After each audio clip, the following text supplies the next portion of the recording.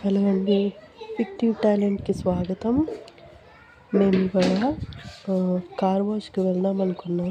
But ఏమీ చేయబుద్ధి కాక అలా బయట కూర్చున్నాం అనమాట. సో బయట కూర్చొని ఉంటే ఇలా కారు కొంచెం పిచ్చిగా కనబడి నేను క్లీన్ చేశాను అనమాట.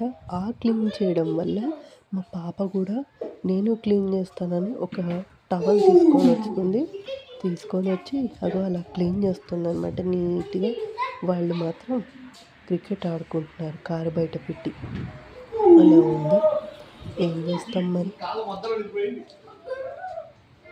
పాప ముద్దుగా క్లీన్ చేసి నన్ను చూడమంటుంది. కారు నీట్గా అయిందా, ఇక్కడ నీట్గా అయిందా అని మొత్తం చూడమంటుంది.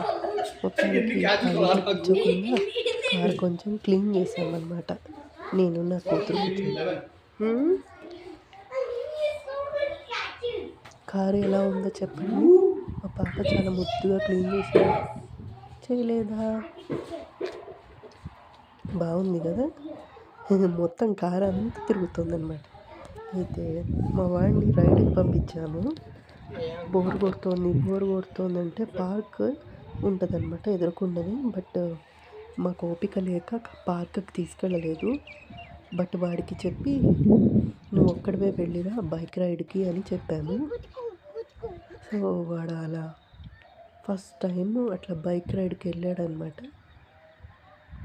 చూడొచ్చు వాడిని ఇక్కడి నుంచే.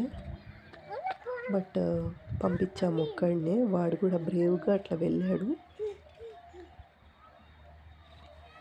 మంచిగా అనిపించింది మాకు కూడా. ఒక్కొక్కసారి ఇలా పంపాలి అని. సూపర్విజన్ లేకుండా ఇక్కడ అసలు పంపకూడదు అనమాట పిల్లల్ని. చాలా జాగ్రత్తగా చూసుకోవాలి వేరే కంట్రీలో ఉంటున్నప్పుడు. సో ఎవ్రీ టైం పేరెంట్స్తోనే ఉంటారు పిల్లలు. బట్ సమ్ టైమ్స్ ఇలాంటి అడ్వెంచర్స్ అలాంటివి చేస్తూ ఉండాలన్నమాట. మొత్తానికి బైక్ రైడ్ చేశాడు.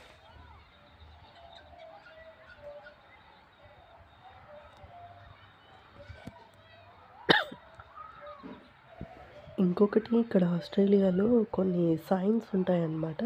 ఆ సైన్కి తగ్గట్టుగా ఫాలో అవ్వాలి బైక్ రైడ్ చేసేవాళ్ళు కూడా. సో మాది కొంచెం రౌండ్ అబౌట్ దగ్గరికే ఉంటుంది ఇల్లు. సో జాగ్రత్తగా అటు ఇటు చూసుకుంటూ కార్లు వస్తున్నాయో లేదో చూసుకుంటూ వాడు అలా రావాలన్నమాట. Very dangerous place. మొత్తానికి వెళ్ళి వచ్చాడనమాట. వాడు సంతోషం చూడండి.